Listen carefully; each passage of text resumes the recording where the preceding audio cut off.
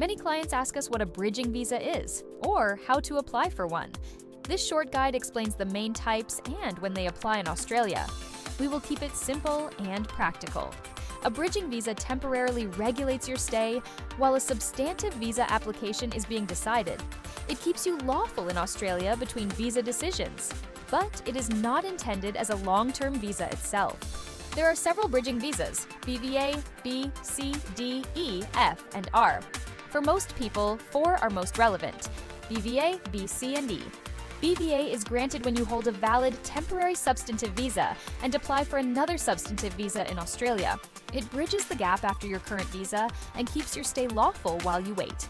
If the new visa can only be granted overseas, like a 143 contributory parent visa, BVA cannot be granted.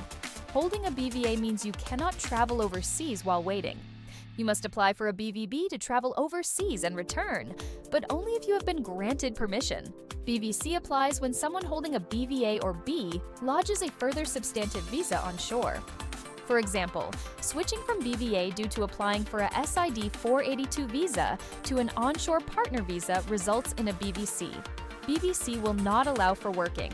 BVD is for people who are unlawfully in Australia but not detained and who can now apply for a substantive visa, and the officer is not available to interview the applicant. A long-term overstayer who becomes eligible to lodge a partner visa may receive a BVD but sooner will be replaced by BVE. BVE is for people who are unlawful and cannot apply for a substantive visa, usually to facilitate return to their home country. For example, an overstayer needing assistance to return home should apply for a BVE. It is essentially a temporary visa for departure, not for staying in Australia. BVF and BVR exist, but are typically used for criminal justice or enforcement purposes.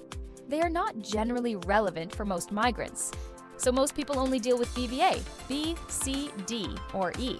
Under migration law, bridging visas have different levels of benefit. BVB is considered the most beneficial.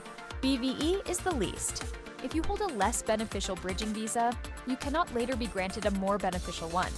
On the other hand, it's important to understand what a substantive visa is. A substantive visa means any visa other than a bridging visa, a criminal justice visa, or an enforcement visa. Standing substantive and bridging visas because it affects whether you can validly apply on shore.